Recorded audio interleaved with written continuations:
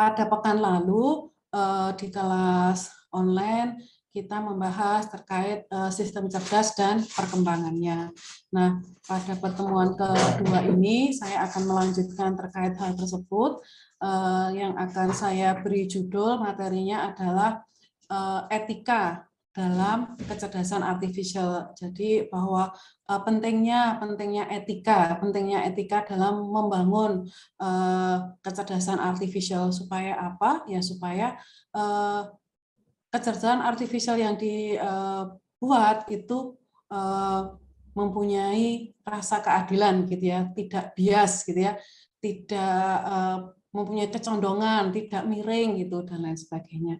Oke, supaya apa yang saya sampaikan bisa terurut gitu, bisa lebih sistematis, maka saya akan share materi.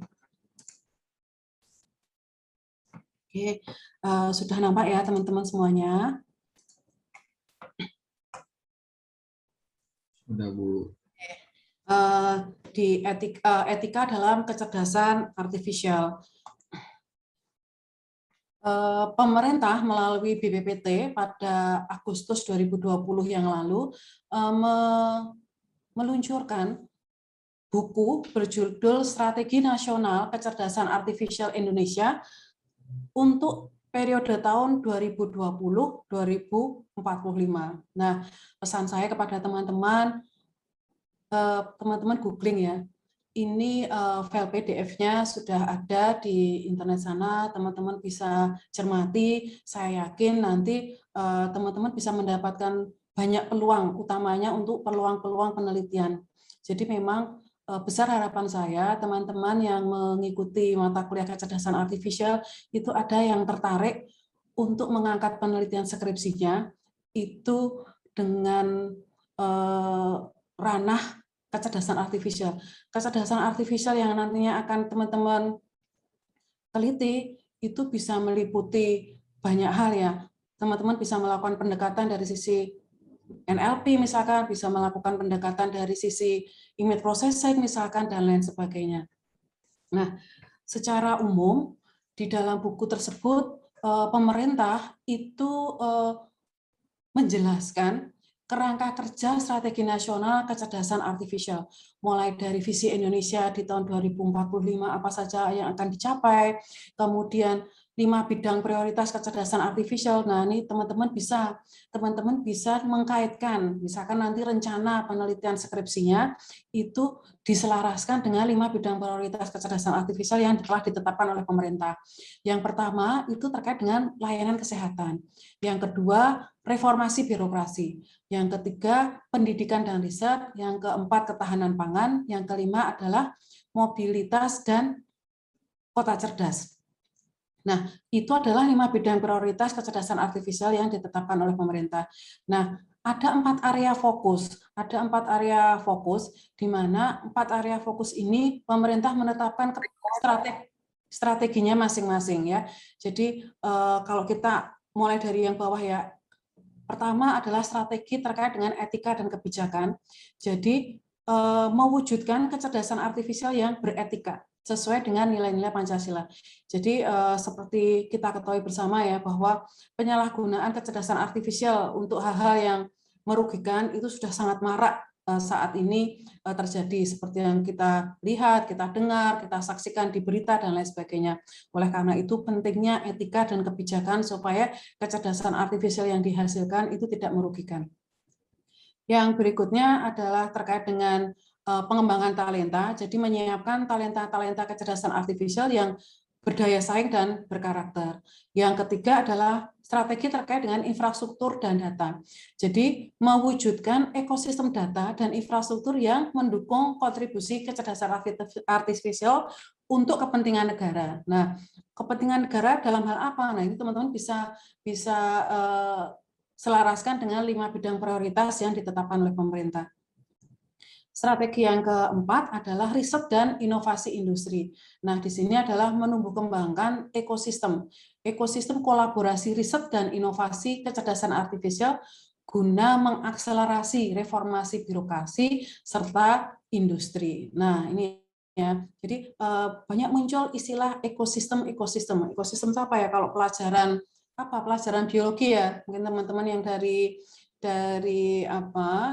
bidang ilmu IPA gitu ya, atau fisika atau biologi ya, ada A1, A2 begitu ketika SMA-nya tentu tidak asing dengan istilah ekosistem. Bahkan mungkin dari SD sudah muncul ya kata-kata ekosistem.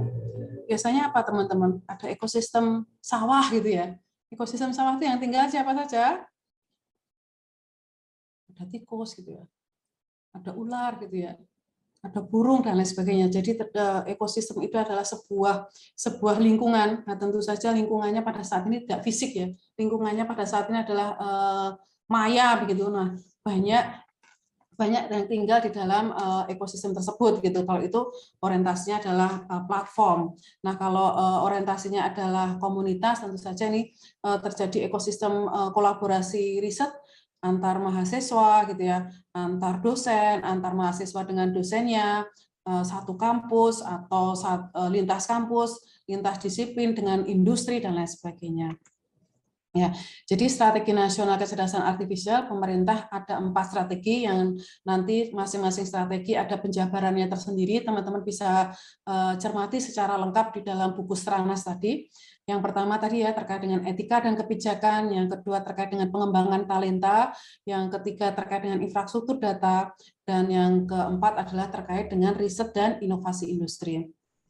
Nah, sekarang terkait dengan infrastruktur dan data. Ya, pemerintah itu akan membangun infrastruktur jaringan komputasi awan dan penyediaan dataset publik unik ya. Jadi dataset yang sifatnya terbuka secara untuk publik, kemudian unik Indonesia. Unik Indonesia berarti khasnya Indonesia yang seperti diantaranya adalah korpus bahasa Indonesia. Nah, tentu saja tidak hanya korpus yang isinya adalah berbahasa Indonesia ya, tetapi semua bahasa yang tinggal di Indonesia. Ya, jadi ada berapa bahasa daerah di Indonesia? Yang saya baca sampai dengan 2019 itu ada 81 bahasa daerah di Indonesia. Nah, di sini teman-teman pasti berasal dari banyak daerah ya. Kalau di Indonesia itu ada 34 provinsi itu teman-teman dari beragam provinsi. Setiap provinsi tentu saja mempunyai bahasa daerah lebih dari satu begitu. Nah, coba teman-teman telusuri ya.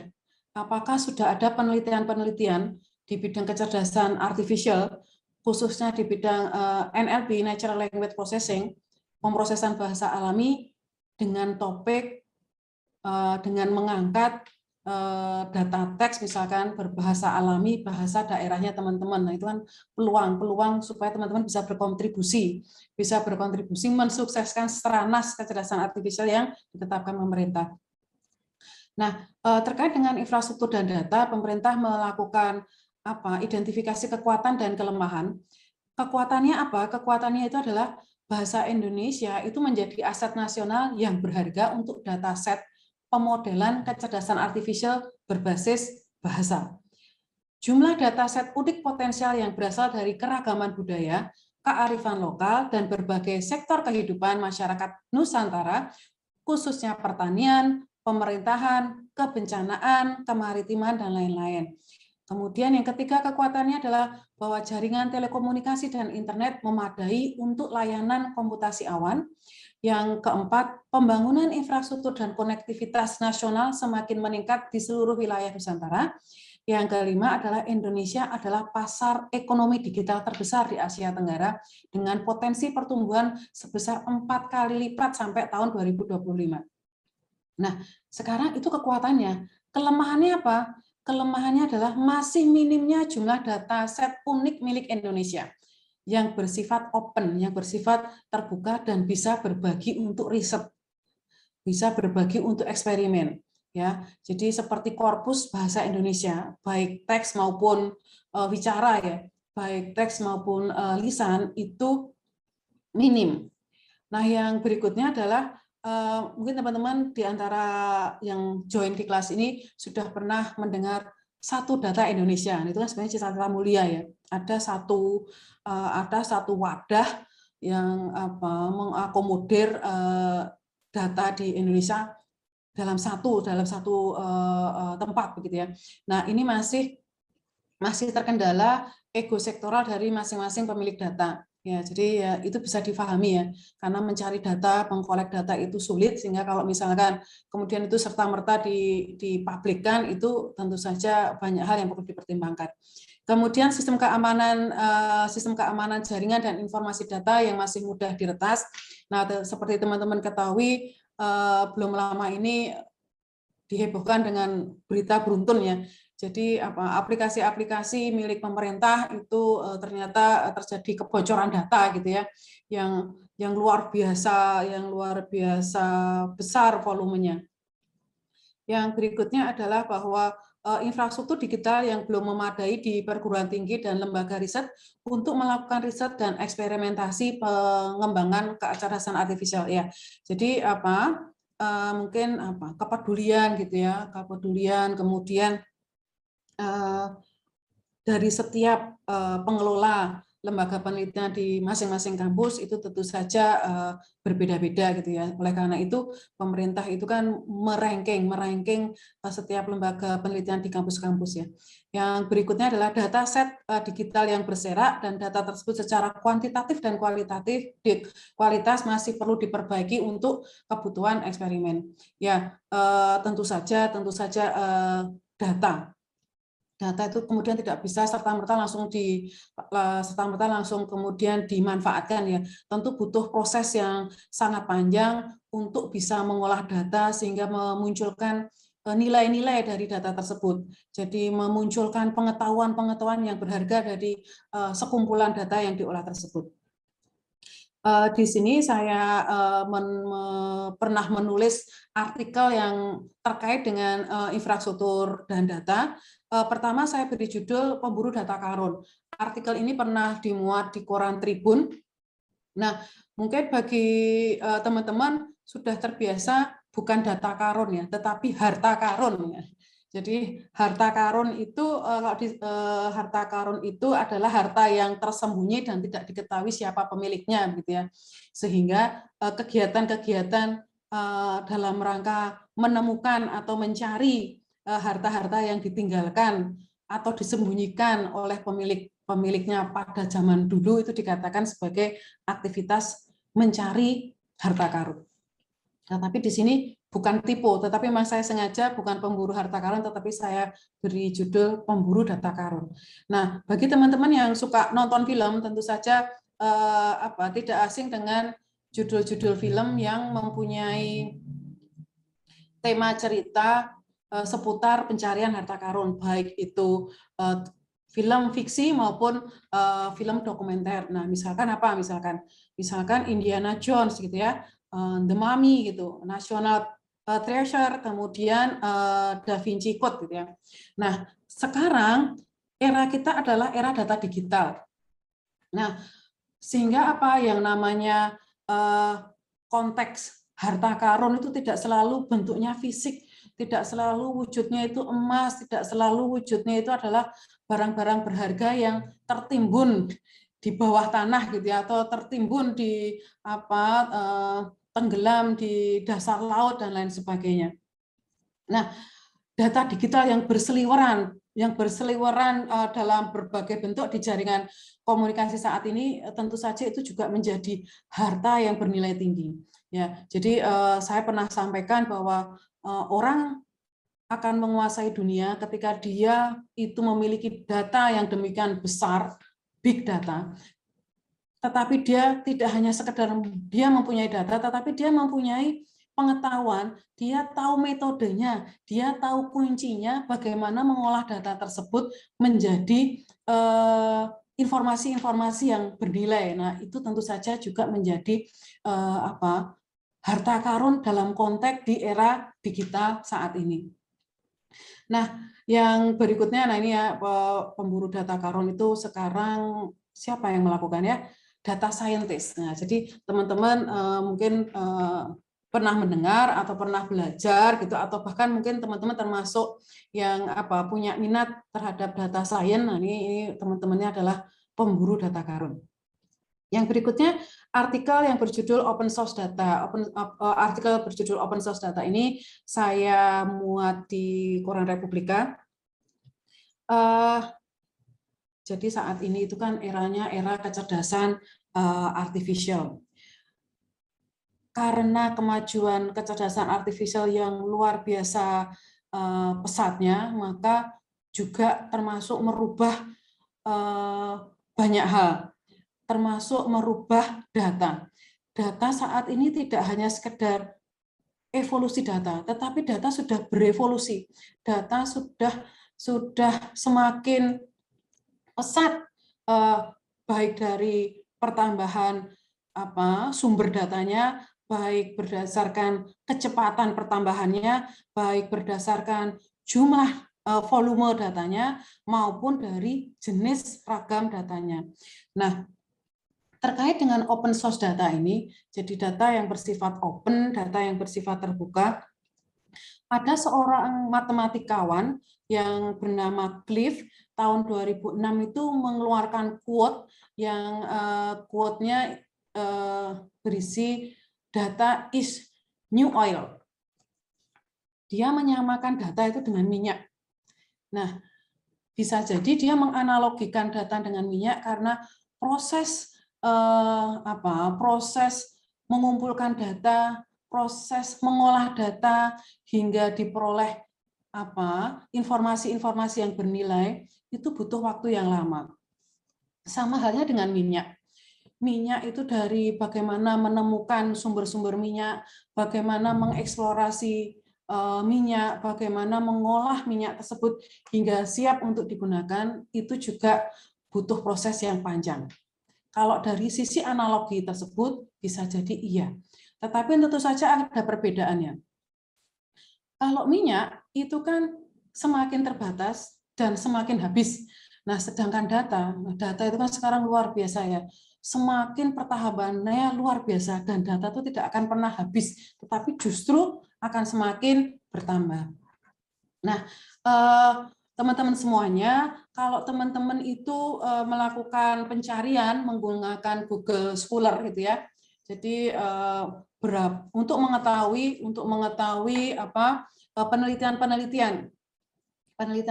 yang terkait dengan korpus bahasa Indonesia ya. Tadi karena PR utamanya adalah bahwa belum adanya korpus bahasa Indonesia yang sifatnya adalah open gitu ya. Di situ di Google Scholar ada 8.490 dokumen publikasi hasil penelitian yang bertopik korpus bahasa Indonesia. Kemudian misalkan lebih spesifik lagi, stemming bahasa Indonesia. Ada 9.200 publikasi ilmiah yang melakukan penelitian terkait dengan stemming bahasa Indonesia. Nah, angka 8.490 dan angka 9.200 itu menurut teman-teman kecil atau besar? Kecil besarnya angka ini tergantung apa yang dibandingkan. Coba teman-teman telusuri ada berapa perguruan tinggi yang menyelenggarakan prodi dalam satu rumpun informatika. Jadi ada berapa di Indonesia ini kampus yang menyelenggarakan prodi sisi informasi. Berapa yang prodinya adalah teknik komputer. Berapa yang prodinya adalah informatika. Berapa yang prodinya adalah tadi ada sisi informasi, teknik informatika, ada teknik komputer. Masing-masing itu yang jenjangnya D3, jenjangnya S1, jenjangnya S2, jenjangnya S3 gitu ya. Berapa banyak dosen yang ada di sana? Berapa banyak mahasiswa yang ada di sana? Nah, statistik-statistik itu penting untuk mengetahui perbandingan angka ini ya. Jadi 8.490 bisa jadi sedikit, tetapi kalau dibandingkan populasinya sedemikian besar, tentu saja penelitian ini bisa masuk kategori sedikit. Demikian juga yang 9.200. Nah, di sini saya berikan beberapa judul penelitian yang telah saya lakukan bersama tim. Jadi saya pernah melakukan penelitian bersama Mas Rahardian. Mas Rahardian ini adalah mahasiswa bimbingan S2 saya. yang meneliti tentang performa algoritma stemming pada dokumen berbahasa Indonesia, di mana dokumen berbahasa Indonesia tersebut di dalamnya termuat kata-kata yang tidak baku, termasuk penggunaan imbuhan yang tidak baku. Nah, kemudian yang berikutnya adalah masih dalam algoritma stemming, tetapi menggunakan algoritma yang berbeda untuk keperluan dokumen berbahasa daerah Sasak. Nah, jadi ini ada yang berbahasa Indonesia, ada yang berbahasa daerah Sasak. Nah, kemudian di sini saya melakukan publikasi terkait hasil penelitian saya bersama teman-teman, publikasi terkait dengan memprofil karakter pengguna media sosial berbahasa Indonesia, di mana kepentingannya apa melakukan analisis profil, karena adanya perusahaan yang meminta untuk dibuatkan model untuk menseleksi karyawannya, di mana seleksi karyawan tidak hanya berdasarkan ijazah, tidak hanya berdasarkan transkrip, tidak hanya berdasarkan surat lamaran, tetapi juga bagaimana dia berperilaku secara digital. Ya. Hasil penelitian ini berhasil dipublikasikan di jurnal King Saud, ini jurnal internasional bereputasi, terindeks Scopus Q1. Nah, analisis profiling ini merupakan penelitian saya bersama teman-teman yang didanai oleh pemerintah selama 3 tahun. Nah, yang berikutnya ini juga saya membangun bersama tim Corpus Indonesia, saya beri nama Corpus ID, gitu, sehingga penelitian-penelitian yang saya lakukan, terutama yang terkait dengan bahasa alami, itu saya gunakan untuk menambah korpus yang saya bangun. Jadi baik bahasa Indonesia maupun bahasa-bahasa daerah. Nah, yang berikutnya adalah tidak hanya terkait dengan teks Latin gitu ya, tetapi saya juga concern di bidang NLP ini untuk membangun model alih aksara, transliterasi itu alih aksara. Jadi mengalih aksarakan dokumen berbahasa alami, di mana dokumen tersebut bertuliskan Latin, kemudian akan dialih aksarakan menjadi dokumen yang diantaranya memuat aksara Jawa. Kemudian penelitian yang berikutnya adalah memodelkan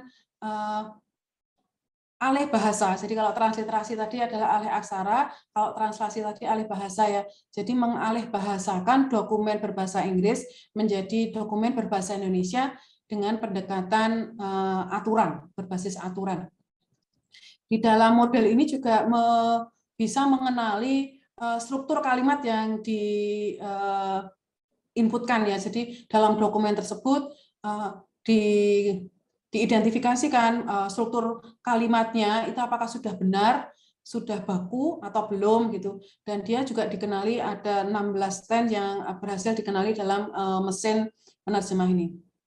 Yang berikutnya adalah chatbot. Jadi mungkin teman-teman disadari entah tidak disadari pernah bercakap-cakap gitu ya, pernah bercakap-cakap lewat antar muka komputer gitu.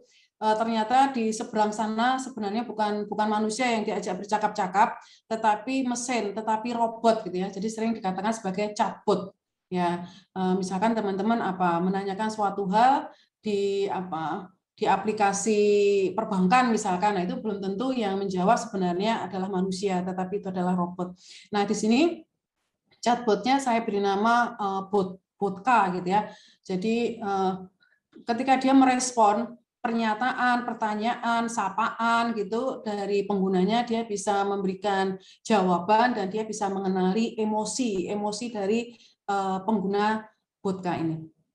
Ya, jadi teman-teman itu adalah sebagian dari penelitian berbasis teks yang saya lakukan bersama tim. Nah, secara umum dalam memproses data digital tersebut, di dalam rangkaiannya ada 4 tahapan penting.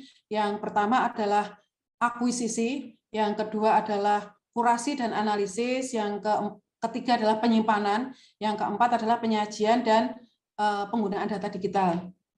Nah, berbagai penelitian tersebut, salah satu tujuan yang ingin saya wujudkan adalah saya mendapatkan himpunan data berbahasa Indonesia atau berbahasa daerah yang ada di Indonesia.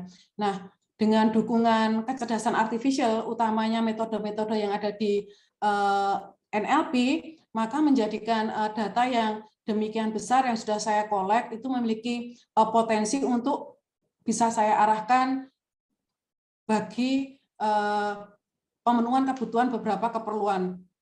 Termasuk diantaranya salah satunya adalah tadi ada sebuah perusahaan yang memesan sebuah sistem yang bisa digunakan untuk menganalisis profil calon karyawannya.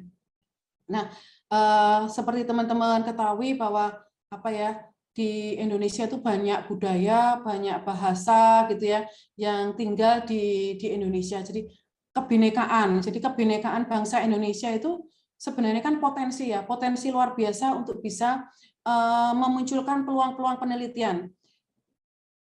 Harapannya apa? Harapannya maka akan muncul pejuang-pejuang kedaulatan data digital Indonesia. Makanya tadi di awal saya mention ya teman-teman, coba ditelusuri bahasa daerah teman-teman itu sejauh mana sudah pernah diangkat jadi penelitian, dari penelitiannya orang informatika, dari penelitiannya orang teknik komputer gitu ya, dari penelitiannya orang ilmu komputer.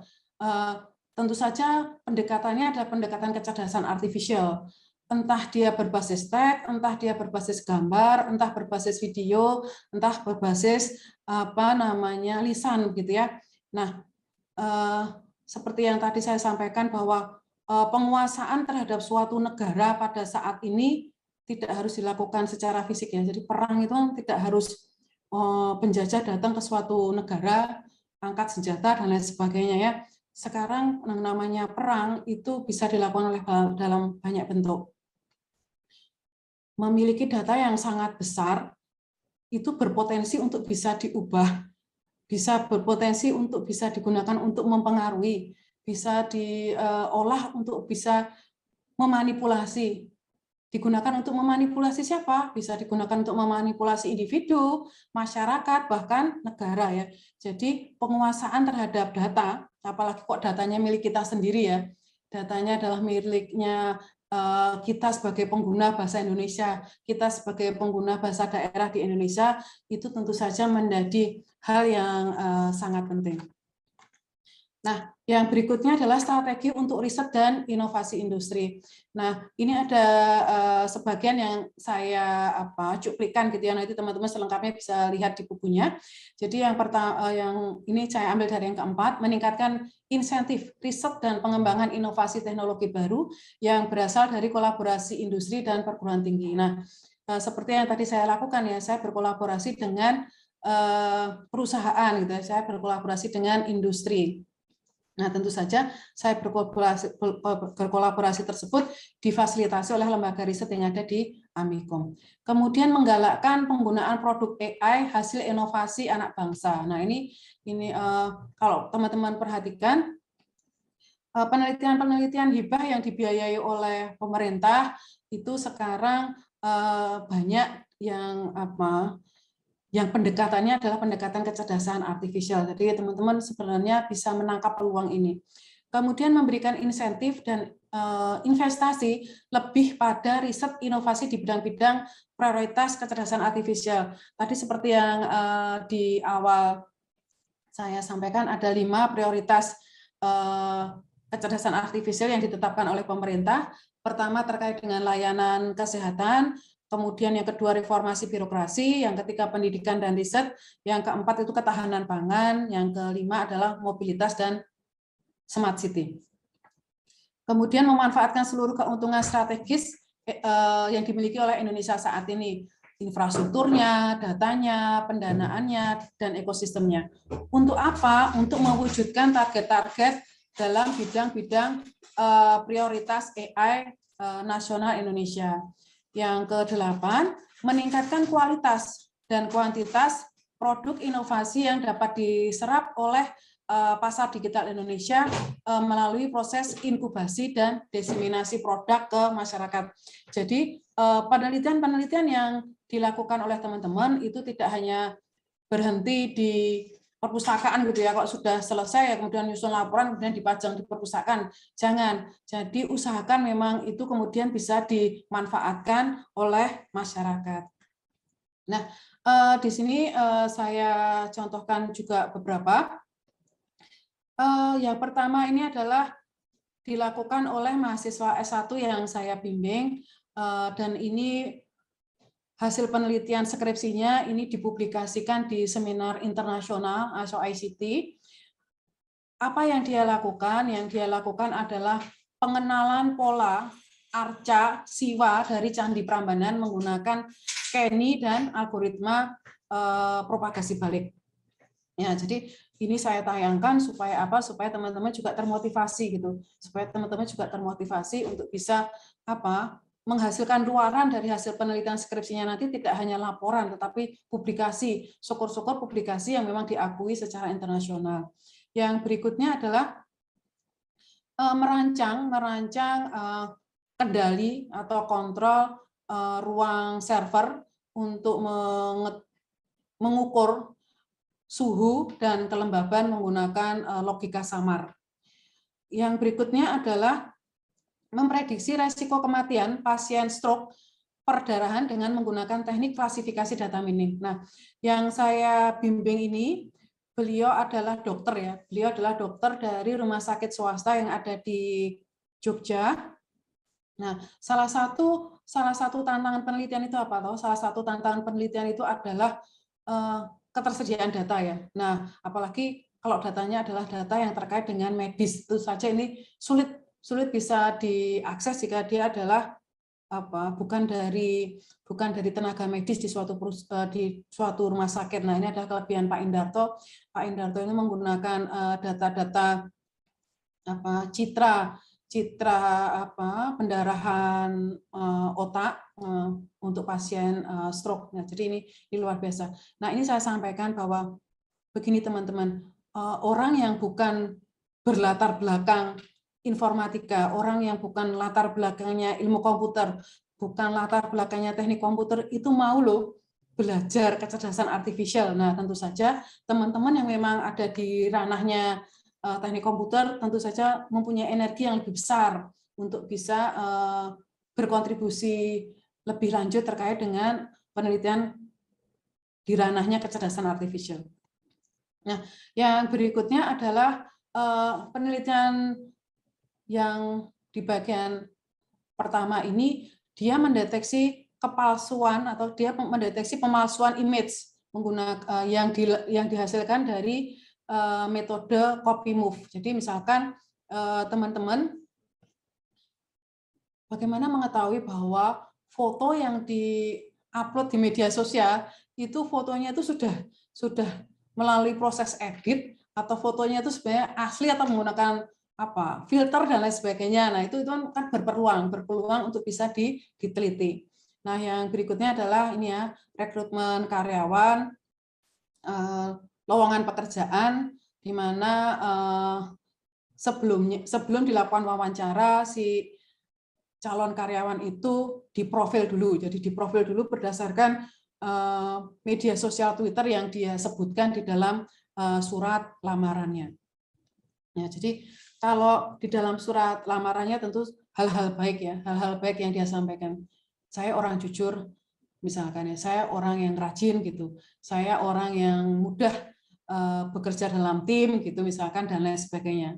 Itu kan yang dia tulis dalam surat lamaran. Nah, kemudian dia diminta untuk menyebutkan di dalam biodatanya adalah media sosial apa saja yang dimiliki gitu ya. Nah, kemudian data-data tweet-tweet yang pernah dia buat di media sosial Twitternya itu kemudian kami collect, kemudian kami profil sesungguhnya perilaku si calon karyawan di dunia maya itu seperti apa, khususnya di Twitter. Ya, yang berikutnya tadi ya saya sampaikan bahwa penipuan di aplikasi-aplikasi pinjol itu sangat banyak dikeluhkan oleh masyarakat ya. Kita yang utang gitu, tapi kita yang dikejar-kejar gitu ya, kita yang dikejar-kejar oleh aplikasi pinjol gitu. Nah, ini ada mahasiswa S2 yang saya bimbing melakukan penelitian terkait finansial teknologi atau teknologi di bidang keuangan. Yang berikutnya, ini juga mahasiswa S2 yang saya bimbing penelitiannya, menganalisis komentar potensial di media sosial Instagram menggunakan TF-IDF. Jadi gini, sebenarnya potensial itu belum tentu sampai beli ya, tetapi potensial itu ada kemungkinan, ada peluang dia itu sebenarnya bisa sampai aktivitas membeli. Misalkan kita mempunyai toko online, sebenarnya apakah tolok ukur keberhasilan kita adalah banyaknya penjualan, banyaknya pemesanan? Sebenarnya berapa orang sih yang mengunjungi toko kita? Oh, ternyata yang mengunjungi kita banyak sekali. Berapa orang yang melakukan zoom terhadap display produk kita gitu ya?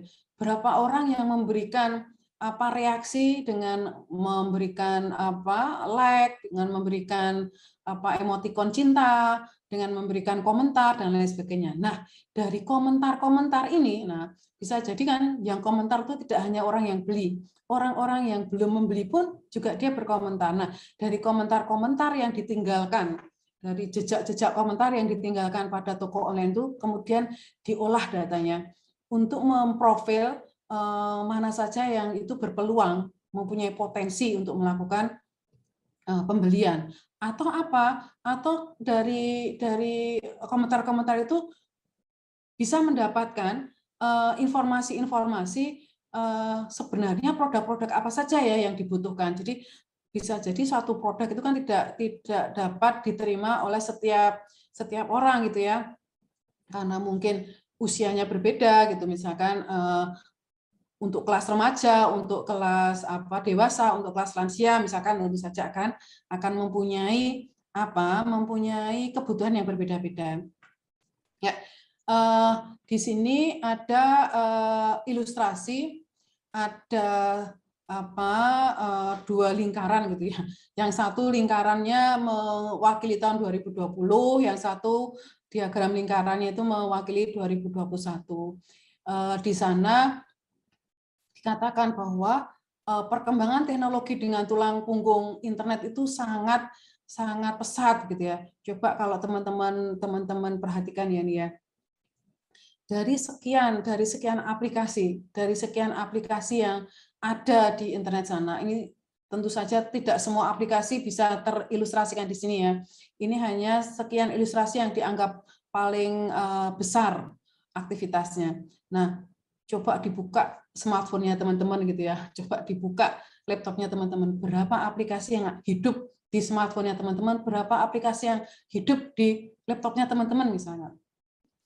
Ya, sehingga semakin banyak aktivitas manusia yang terkoneksi dengan internet, memang sudah sewajarnya kalau data itu kemudian tidak hanya evolusi, tetapi juga revolusi terkait dengan data.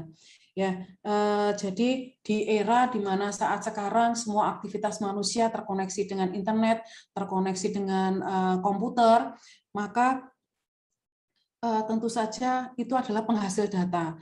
Jadi misalkan sekarang kan sudah ada aplikasi untuk pesan sarapan, sudah ada aplikasi untuk pesan transportasi misalkan, atau bahkan hanya sekedar bertegur sapa gitu ya. Bertegur sapa saat ini mungkin sudah sangat berkurang tatap muka secara langsung. Nah, bertegur sapanya pakai media sosial misalkan, itu adalah contoh-contoh dari aktivitas penghasil data ya. Jadi total populasi Indonesia pada Januari 2021 itu dilaporkan sebanyak 274,9 juta penduduk.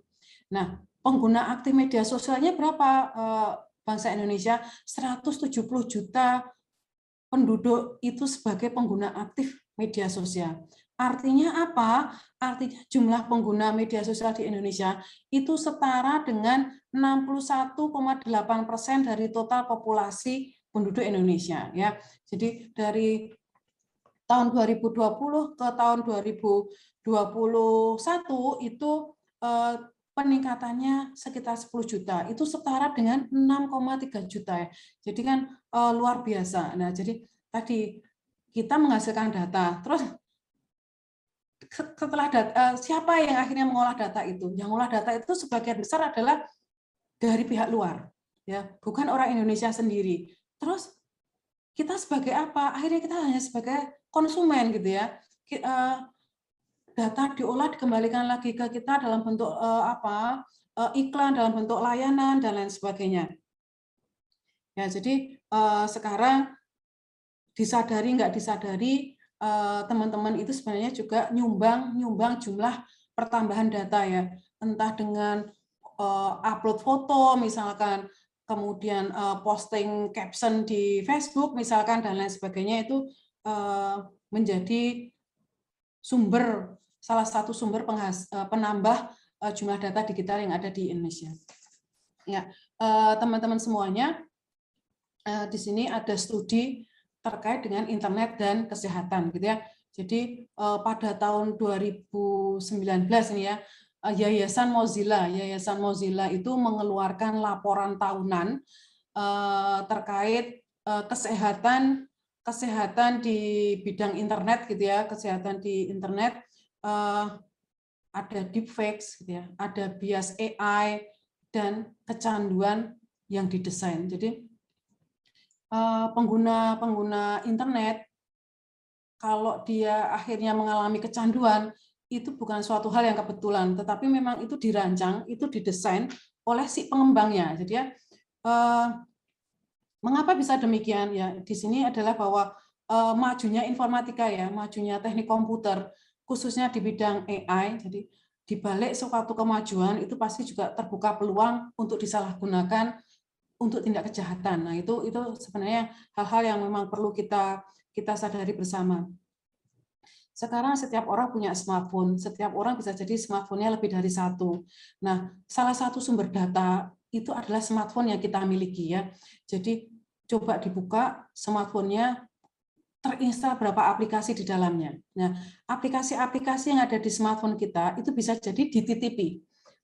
Dititipi dalam tanda petik ya, oleh berbagai kepentingan yang kita bisa sadar atau kita tidak sadari ya. Jadi program yang kita install itu bisa jadi memonitor perilaku kita. Berapa lama kita tidur gitu ya, berapa jauh kita berjalan, apa saja yang sudah kita beli, kita mampir kemana saja dan lain sebagainya, itu adalah yang terrekod, ada lognya, ada data lognya, dan itu tentu saja akan diolah menggunakan kecerdasan artifisial oleh siapa? Oleh pemilik aplikasinya. Pemilik aplikasinya siapa? Bukan kita, kita hanya sebagai penggunanya. Ya, di dalam smartphone itu bisa dimasuki program jahat, ya. Program jahat yang bisa jadi tidak sengaja ikut saat kita menginstal sesuatu gitu ya, atau memang sengaja diletakkan oleh pembuat aplikasinya untuk tujuan negatif. Apa itu? Untuk mendapatkan informasi-informasi yang sifatnya pribadi. Nah, tentu saja kita perlu pengetahuan untuk memahami sebenarnya di balik teknologi itu terjadi proses apa saja. Untuk apa itu? Ya supaya kita jadi lebih mempersiapkan dampak negatif apa yang bisa dimunculkan dari pemanfaatan teknologi yang kita gunakan. Nah, kaitannya dengan itu, nah jadi perkembangan teknologi khususnya yang terkait dengan internet itu luar biasa seperti yang diilustrasikan di dalam dua bagan lingkaran tadi. Nah, perkembangan yang luar biasa ini tentu membawa konsekuensi tersendiri ya. Jadi salah satunya adalah penyalahgunaan. Nah, mengapa penyalahgunaan itu bisa muncul? Karena saat sebuah teknologi itu berkembang dengan pesat, maka dipastikan tidak semua orang itu akan mampu mengikutinya. Jadi baru belajar teknologi A, sudah muncul teknologi B ya. Jadi kita belum selesai mempelajari suatu teknologi sudah muncul teknologi baru, sehingga sangat wajar kalau tidak bisa mengikuti semua perkembangan teknologi yang terjadi di dunia ini ya, terutama di dunia maya. Nah, sehingga Sehingga muncul berbagai celah keamanan, utamanya dalam keamanan data. Oleh karena itu perlu untuk peduli terkait dengan keamanan data pribadi ya. Jadi berbagai permasalahan yang muncul itu misalkan pornografi, perjudian, bullying, kemudian penipuan dan lain sebagainya, itu berawal dari kekurangpahamannya pengguna teknologi tersebut terhadap teknologi yang dia gunakan, khususnya yang melibatkan internet, khususnya yang berbasiskan internet. Nah, di sini ada AI effect gitu ya. ada Deep Note. Nah, teman-teman pernah mendengar Deep Note atau bahkan sebagian dari teman-teman di kelas ini ada yang pernah menginstal Deep Note? Baru tahu, Bu. Deep Note itu apa? Ya. Malah tahunya Death Note. Deep Note itu aplikasi smartphone gitu ya, yang menggunakan kecerdasan artifisial untuk belajar dari apa? Belajar dari jutaan data foto perempuan telanjang. Nah, Deep Note itu fungsinya apa? Deep Note itu dia akan mengubah foto perempuan yang menggunakan baju jadinya nggak pakai baju. Ya, jadi Deep Note itu aplikasi di smartphone, dia berbasiskan kecerdasan artifisial, dia belajar dari jutaan foto-foto perempuan telanjang, sehingga apa? Sehingga dia mampu menampilkan foto yang awalnya sama pengguna diinputkan sebagai foto yang menggunakan baju menjadi foto yang tanpa baju. Ya, jadi bagaimana program ini berjalan? Bagaimana Deep Note ini berjalan? Jadi secara umum Deep Note ini belajar dari jutaan data foto telanjang yang ada di internet sana. Ya, foto-foto yang dia gunakan untuk belajar itu datangnya dari mana? Oh, datanya bisa beragam. Tadi sudah saya sampaikan ya, ada yang memang sadar disetorkan oleh si empunya foto gitu ya. Dia sukarela gitu. Jadi misalkan ya, kalau nanti ada pacarnya minta dikirimi gambar aneh-aneh gitu jangan diturutin ya. Jadi minta dikirimin via WA, minta dikirimin via apa? Inbox, kemudian DM dan lain sebagainya jangan diturutin karena itu nanti akhirnya akan jadi data publik yang akan digunakan orang akan digunakan oleh program untuk apa? Untuk belajar. Nah, tentu saja orang kemudian program itu kan kita tidak bisa mengetahui niatnya ya. Kesannya apa? Kecanggihan aplikasi itu sepertinya sesuatu yang keren untuk bisa turut menggunakan, tetapi di balik itu tentu saja ada maksud yang tersembunyi yang kita bisa jadi tidak tahu seperti apa. Nah, saat ini teman-teman ribuan bahkan jutaan karena ini udah big data. Data baik itu bentuknya teks, baik itu bentuknya gambar, baik itu bentuknya suara, bentuknya video yang ada di internet sana itu bisa dimanfaatkan sebagai bahan belajar oleh program yang akhirnya setelah dia belajar, dia punya pengetahuan, kemudian dia bisa menghasilkan sesuatu. Nah, kalau kita lihat ya beberapa program yang berbasiskan kecerdasan artifisial saat ini ada yang sekarang mampu menghasilkan fake text, jadi teks palsu, mampu menghasilkan fake news, berita palsu, berita bohong, bisa menghasilkan fake message. Jadi kalau misalnya teman-teman mendapatkan pesan gitu ya, seolah-olah pesannya sungguh-sungguh dari ibunya misalkan. Nah, padahal sebenarnya itu hanya di-generate oleh AI. Kemudian ada fake audio, ada fake video, ada fake gambar gitu ya, atau biasa disebut deepfake gitu. Jadi ada yang wajahnya diganti gitu, badannya tetap orang yang lain dan lain sebagainya. Nah, kalau kita perhatikan, kalau kita lihat, kalau kita dengar sekilas itu seolah-olah memang seperti benar-benar terjadi. Nah, itu teman-teman harus berhati-hati ya. Nah, terkait dengan apa penyalahgunaan program-program berbasis AI ini sudah banyak berita terkait dengan itu. Jadi misalkan apa aplikasi deepfake menyebabkan penipuan gitu ya, menyebabkan ketakutan privasi di Cina gitu. Aplikasi deepfake di Cina memicu kekhawatiran atas pencurian data pribadi misalkan. Kemudian scammer praktek penipuan atau pencurian uang di media di dunia maya ya. Nah, ini juga dilaporkan menggunakan AI dalam melancarkan aksi-aksinya. Nah, ini teman-teman harus peduli terkait dengan berita-berita yang seperti ini. Nah, chatbot Thai. Jadi tadi saya sampaikan chatbot itu kita berinteraksi dengan sebuah program gitu ya, yang seolah-olah kita berinteraksi dengan manusia, sehingga bagaimana kecerdasannya ketika dia bisa merespon seperti seolah-olah dia memposisikan sebagai manusia.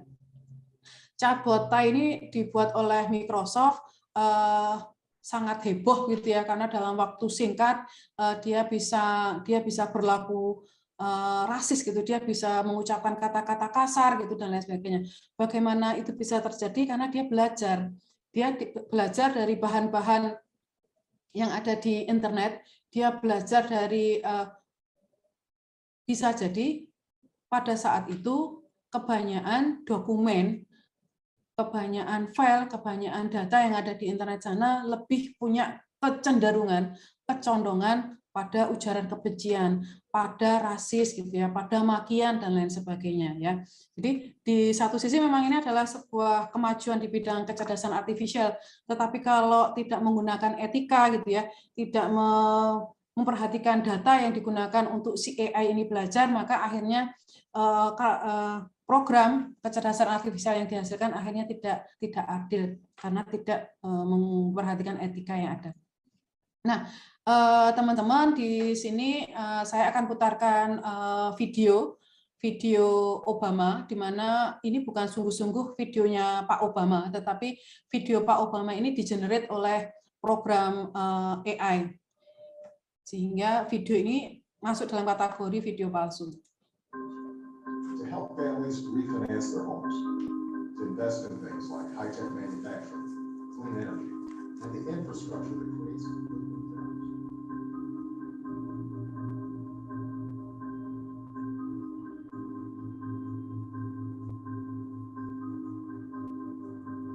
See, I would never say these things, at least not in a public address, but someone else would. Someone like Jordan Peele.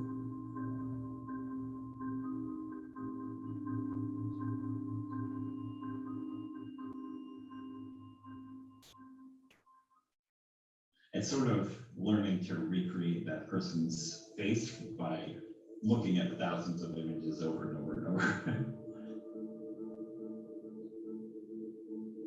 Like a lot more research than you would think would go into making a goofy video or something like that. Truly surprising for me.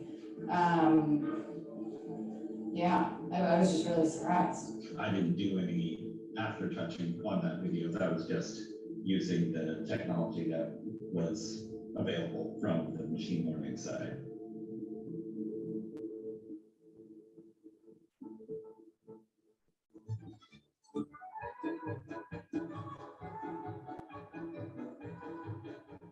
You don't even have to know what GitHub is. You don't have to know how to program in Python. None of that matters. Basically, $20 and they'll create the fake for you. That's a bit of a game changer.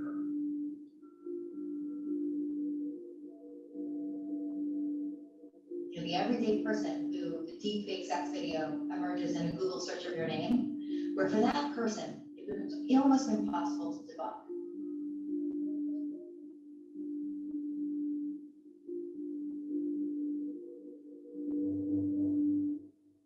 Well, I don't think that's likely. I also don't think out of question. And that is enough to keep me up at night. The margins are very, very thin. Last national election here in the US was 80,000 votes in 3 states. You don't have to fool tens of millions of people. I don't think deepfake will become a big political issue during the course of the campaign. Think about a well-placed rumor before an IPO. I think a lot of these things were problems already.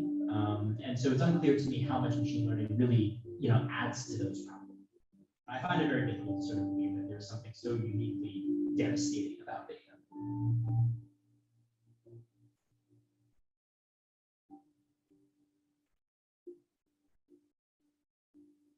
Right now, what we are focusing on is developing forensic techniques to protect world leaders from deepfakes. We are particularly worried about how the Donald Trump's, Theresa May, and Angela Merkel's of the world, how their likeness will be used to disrupt elections and incite potential violence in countries by creating fake content. there's some fun and entertaining and interesting application, but there is a weaponization of the technology. And I simply advocate that we as technologists, we acknowledge it and we start thinking not after the fact, but before the fact, how can we start putting some safeguards in place?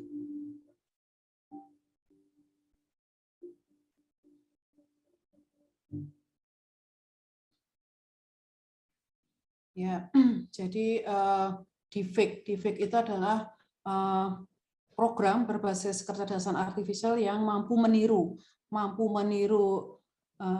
pose gitu ya, mampu meniru gaya bicara, termasuk penekanan, mampu meniru gestur dan lain sebagainya. Nah, bagaimana ini bisa terjadi ya? Karena untuk tokoh-tokoh terkenal tentu saja datanya banyak di internet sana ya. Jadi fotonya gitu ya, beritanya gitu, bagaimana gaya berpidato, bagaimana tuturan narasi pidatonya dan lain sebagainya itu cukup banyak di sana, sehingga bukan masalah terkait dengan banyaknya data. Kalau di masyarakat yang bukan tokoh-tokoh terkenal, misalkan influencer itu kan juga pengikutnya banyak, datanya banyak gitu. Nah, lagi-lagi teman-teman perlu kehati-hatian ketika men-share data. Nah, nanti suatu saat teman-teman jadi orang terkenal juga bisa disalahgunakan ya datanya. Nah, untuk itu sekali lagi tentu saja butuh etika dan kebijakan supaya kecerdasan artifisial yang dibangun tidak merugikan. Ya, jadi bahkan dulu kalau teman-teman masih ingat gitu ya, Twitter itu membatasi tim suksesnya Trump untuk men-tweet hal-hal yang disampaikan, utamanya yang terkait dengan COVID-19.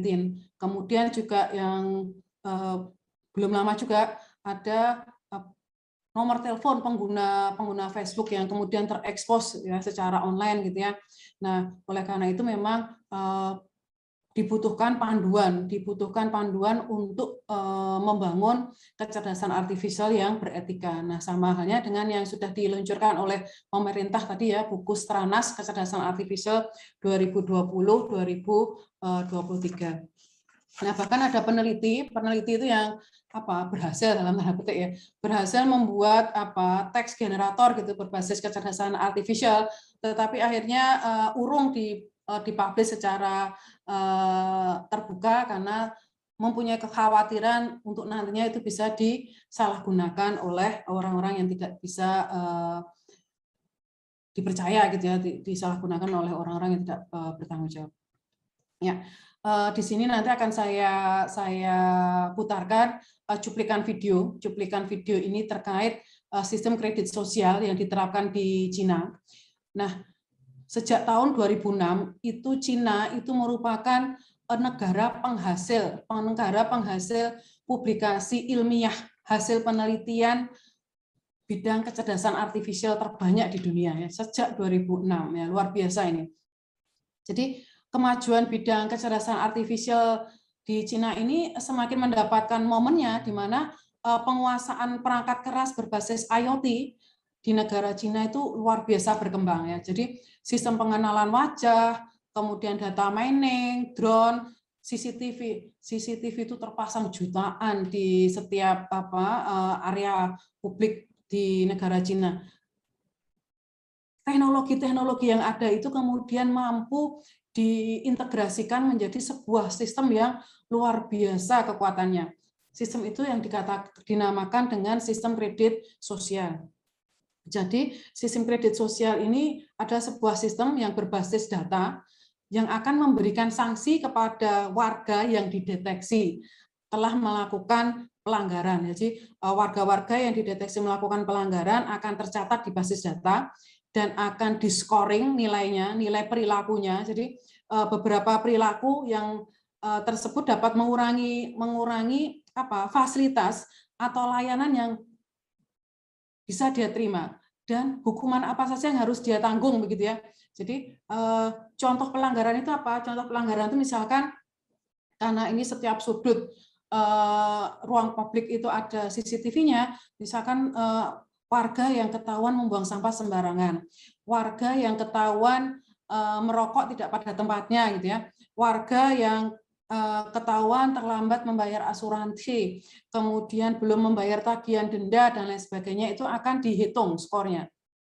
Nah, jadi inti dari sistem kredit sosial yang diterapkan di Cina ini adalah bagaimana sistem ini memanfaatkan big data yang isinya adalah perilaku dari setiap warganya, kemudian dibuat scoringnya. Jadi kemudian dibuat scoringnya, di mana scoring ini nanti akan menentukan kelayakan seluruh aspek hidup warganya.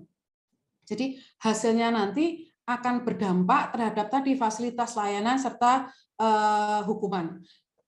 Jadi misalkan dari scoring itu maka berhak daftar sekolah di mana. Jadi apakah berhak untuk membeli tiket pesawat? Kalau boleh membeli tiket pesawat, maka kelas apa misalkan dan lain sebagainya. Kemudian hasil scoringnya itu dipublish di ruang-ruang publik. Jadi setiap orang jadi tahu nilai penduduk yang lain gitu ya. Dan itu diupdate. Termasuk apakah boleh menggunakan fasilitas layanan internet dan lain sebagainya. Kalau dia scoringnya tinggi, kemudian dia menikah dengan penduduk yang scoringnya rendah, maka scoring yang tinggi tadi juga akan turun skornya dan sebagainya. Nah, tentu saja ini debatable ya dari sisi etika dan kebijakan, karena tentu saja budaya di suatu negara itu berbeda-beda, kebijakan setiap pemerintahnya juga berbeda-beda.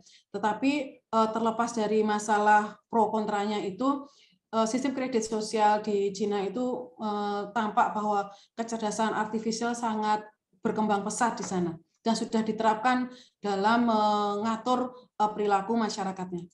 Everywhere she goes, Ouyang Haoyu is followed. What she buys, how she behaves, is tracked and scored to show how responsible and trustworthy she is. It's called the social credit system, and in one version now being tested, a person's reputation is scored on a scale of 350 to 950. And Haoyu, with a good score of 752, is okay with it. In fact, most people are. It's a mechanism pushes you to become a better citizen. It's big data meets Big Brother, expanding how the government monitors, understands, and ultimately controls its 1.4 billion citizens. Thanks to advances in artificial intelligence and facial recognition, and a web of more than 200 million surveillance cameras. Are people bothered by privacy concerns? I think the lot of camera keep the safety is really good. We can accept it. Companies are experimenting with the algorithms to help the government create the new national social credit system. The government also has pilot projects. In one, citizens are required to do hours of unpaid work to get benefits, and scores are docked for things like littering, a messy yard, gossip, even jaywalking. Video of offenders is shown on the local news. And information collectors like Zhou Aini are paid to report on their neighbors. Her quota, 10 entries a month. Like the man who carried a drunk person home. A good deed, she says. Good social credit gets rewarded with perks like cheap loans and travel deals. But a bad score means public shame and worse. Dong Hui-jun lost a court case and didn't pay. Now he's on the government blacklist. I can't buy airplane or train tickets, he says, and the list goes on. Being discredited makes it hard to get a job or put kids in top schools. The social credit system will go nationwide next year, and few here are willing to criticize it, something that may pose a risk itself for a bad score and the life that comes with it. Janice McIntyre, NBC News, Beijing. NBC News fans, thanks for checking out our YouTube channel. Subscribe by clicking on that button down here, and click on any of the videos over here to watch the latest interviews, show highlights, and digital exclusives. Thanks for watching. Oke, jadi di sana ibaratnya tidak bisa menyembunyikan sesuatu ya. Jadi bergosip pun ketahuan gitu ya, bergibah pun ketahuan gitu ya. Kemudian media sosial juga mereka membuat sendiri gitu ya, tidak ada Facebook, Instagram yang diperbolehkan masuk ke sana karena memang sangat ketat peraturan pemerintahnya. Di satu sisi mungkin nilai positifnya adalah perilaku warganya akhirnya bisa dikendalikan gitu ya, jadi tertib gitu ya. Tetapi di sisi lain ngeri gitu ya, jadi seperti terpenjara di dalam sebuah negara. Oke, yang berikutnya teman-teman, bahwa kemajuan teknologi itu berdampak sangat banyak. Salah satunya diantaranya adalah berkurangnya profesi pekerjaan ya. Karena apa? Karena sudah semakin banyak yang akhirnya itu diotomatisasikan, dikerjakan oleh mesin, dikerjakan oleh program. Ya, seperti tampak di video yang akan saya tampilkan. Di sini ada sistem pembayaran restoran. Lagi-lagi saya ambil dari implementasi di negara Cina. Jadi di situ nampak bahwa menggunakan kecerdasan artifisial, dalam hal ini adalah pengenalan wajah untuk sebagai pengganti pembayaran. Jadi membayar sudah tidak menggunakan uang tunai, sudah tidak menggunakan menggesek kartu gitu ya, tetapi tinggal dikenali wajahnya untuk bisa diketahui berapa saldo yang dia miliki.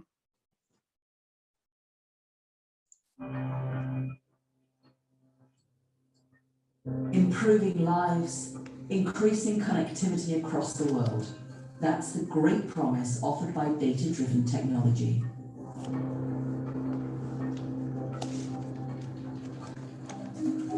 This is the next groundbreaking development in data-driven technology, facial recognition.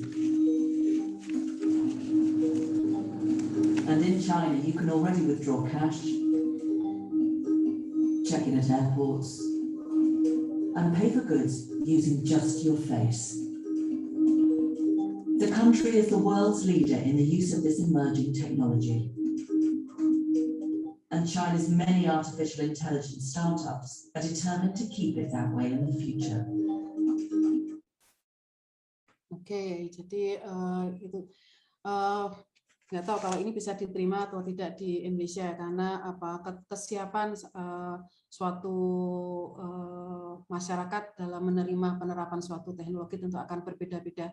Jadi ada yang kurang nyaman jika berinteraksi dengan mesin gitu ya, harus bertatap muka secara langsung, entah kurang nyaman, entah kurang percaya, merasa tidak aman dan lain sebagainya.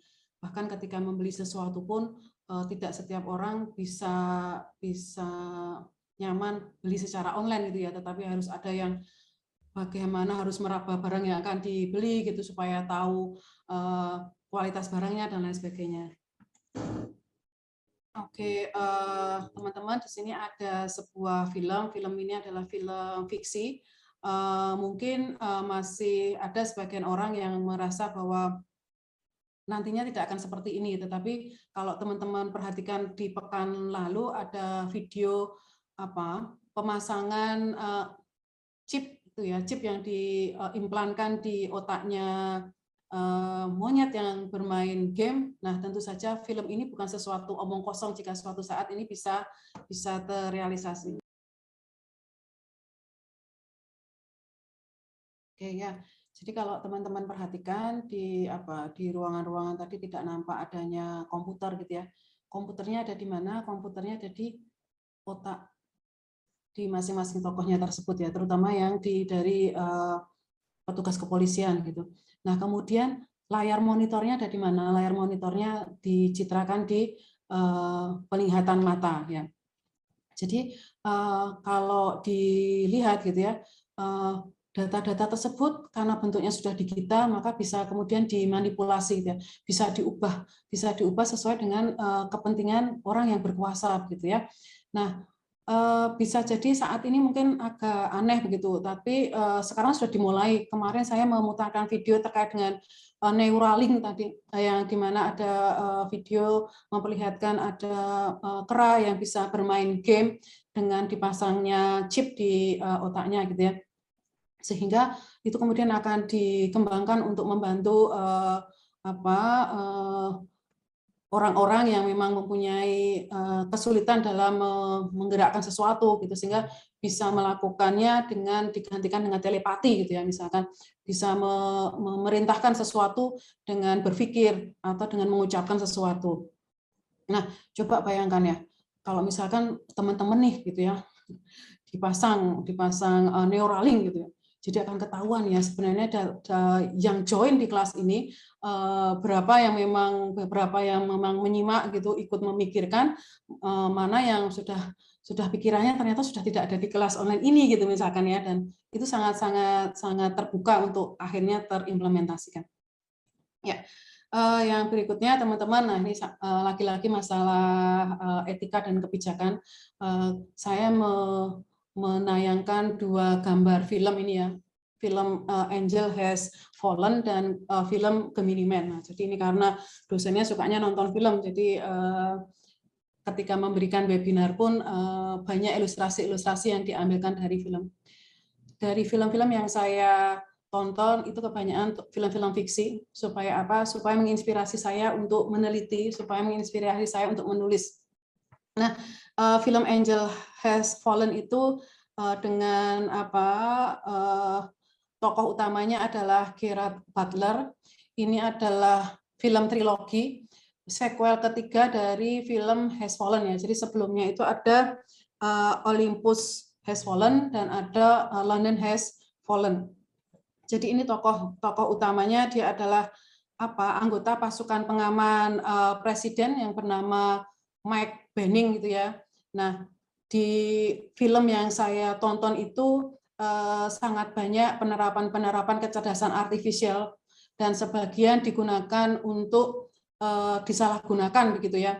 Jadi misalkan ada pembuatan di sana diperlihatkan bagaimana informasi palsu dibuat gitu ya, bagaimana meletakkan berbagai data atau bukti untuk menjebak seseorang dan lain sebagainya. Yang berikutnya adalah film Gemini Man. Film Gemini Man itu sebenarnya di situ terlihat ada dua karakter gitu ya, sedang berhadapan-hadapan selayaknya sedang bercermin ya. Tokohnya sebenarnya hanya satu, yaitu Will Smith. Tetapi Will Smith-nya ada 2 karakter. Secara fisik dan secara emosi berbeda, karena dari sisi usia memang berbeda. Yang sebelah kanan itu usianya 50 tahun, sedangkan yang sebelah kiri itu usianya adalah 23 tahun. Nah, kalau teman-teman sempat menonton film ini seru gitu ya. Jadi tokoh Will Smith itu dikejar-kejar oleh dirinya sendiri gitu ya. Kalau di aplikasi Face App yang bagi teman-teman pernah menggunakan, aplikasi Face App buatan Rusia itu kan memprediksi kita ketika usianya sekian tahun berikutnya. Nah, ini kebalikannya. Dalam film Gemini Man itu junior, karakter yang masih berusia belia ini 100% dihasilkan dari citra aksinya si Will Smith. Nah, jadi ini kebalikannya ya. Kalau Face App itu memprediksi ketika usianya sudah tua, nah kalau yang ini dibalik ketika usianya muda. Nah, apa yang sudah kita simak tadi, pentingnya etika dalam kecerdasan artifisial supaya bisa berlaku adil. Karena apa? Karena kecerdasan artifisial dikatakan cerdas kan karena dia belajar. Dari belajar itu makanya dia akan membangun sebuah pengetahuan. Nah, dia belajar dari mana? Dia belajar dari data yang ada di internet. Data yang ada di internet, entah memang di persiapan, entah memang dia mencari sendiri, tentu saja kondisinya, balancing datanya itu berbeda-beda. Sulit untuk bisa menemukan kondisi data yang ideal. Nah, oleh karena itu memang perlu untuk jadi perhatian khusus supaya kecerdasan artifisial yang dibangun itu tidak subjektif. Walaupun subjektif itu manusiawi ya. Subjektif itu kan semua orang punya sisi subjektivitas gitu, sehingga kalau AI menirunya itu sesuatu yang wajar. Tetapi sangat diharapkan kita mampu mengenali program-program AI yang berlaku diskriminasi. Nah, sehingga tentu saja itu akan jadi jauh bermanfaat, tidak merugikan orang lain. Oke, di sini ada cuplikan film terakhir, yaitu film The Social Dilemma. Mungkin sebagian dari teman-teman sudah sempat menontonnya. Film ini film dokumenter yang berisi sharing fakta, pendapat, kemudian argumen dari mantan petinggi Facebook, mantan petinggi Google, Instagram, Pinterest, YouTube, dan hingga Twitter ya. Jadi bahwa tadi ada orang ketagihan menggunakan aplikasi media sosial gitu ya. Kemudian mengapa ketika kita melakukan sebuah pencarian gitu, mengapa iklan, mengapa gambar, mengapa videonya kok sesuai dengan apa yang mungkin kita batin gitu ya, mungkin yang memang kita inginkan. Nah, mengapa bisa demikian ya? Karena semua jejak yang kita tinggalkan ya, berapa lama kita nonton video jenis apa yang kita tonton gitu misalkan ya, kita biasanya online di mana dan lain sebagainya, itu oleh kecerdasan artifisial diolah datanya supaya apa? Supaya bisa memberikan tanggapan sesuai dengan yang diinginkan oleh pengguna. Oke ya, jadi sisi-sisi kelemahan manusia, sisi-sisi emosi, sisi-sisi psikologi itu dieksploitasi, diolah datanya menggunakan kecerdasan artifisial untuk apa? Supaya pengguna tersebut akhirnya interaksinya dengan aplikasi tersebut, interaksinya dengan sistem tersebut dipertahankan. Kita terbaca di hari-hari apa aktivitas kita di media sosial itu turun, di hari-hari apa kita meningkat gitu misalnya, di jam-jam berapa lama dan sebagainya. Nah, oleh karena itu semakin sering pengguna berinteraksi dengan aplikasi apapun yang terkoneksi di internet, maka akan semakin banyak data yang bisa diambil oleh kecerdasan artifisial untuk belajar. Untuk itu kita perlu peduli untuk keamanan diri sendiri ya. Jadi kita perlu memperkuat pengetahuan bagaimana apapun sistem itu bekerja ya. Jadi apapun sistemnya, bagaimana atau sistem tersebut bekerja supaya apa? Supaya bisa menjaga dari dampak yang bisa merugikan kita. Oke, teman-teman semuanya, di akhir pertemuan ini saya mengajak teman-teman untuk memetakan peluang penelitian di bidang kecerdasan artifisial. Jadi seperti yang ini mensarikan apa yang sudah dibahas dari awal hingga akhir ini. Saat ini banyak sekali data, terutama yang berupa bahasa alami, utamanya adalah bahasa Indonesia atau bahasa-bahasa daerah di Indonesia yang tersimpan dalam beragam bentuk, baik teks, gambar, video, audio, di berbagai platform, berbagai media, Twitter, Instagram, YouTube, dan lain sebagainya, yang belum banyak diolah atau dimanfaatkan dengan baik dalam mengembangkan pengetahuan, khususnya oleh peneliti-peneliti dari Indonesia, termasuk mahasiswa informatika, teknik komputer di dalamnya ya. Jadi yuk eksplorasilah peluang-peluang penelitian kecerdasan artifisial pada berbagai bidang. Nanti penggunaannya apakah untuk pendidikan, apakah untuk psikologi, apakah untuk medis, apakah untuk perilaku digital, apakah untuk seni, apakah untuk olahraga, dan lain sebagainya. Jadi pemilik masalah adalah bidang-bidang tersebut, tetapi kita sebagai orang komputer, kita sebagai orang yang paham kecerdasan artifisial, solusi apa yang akan kita sumbangkan untuk permasalahan tersebut. Dan yang tidak kalah penting adalah teman-teman juga perlu untuk memetakan etika apa saja yang harus dijaga.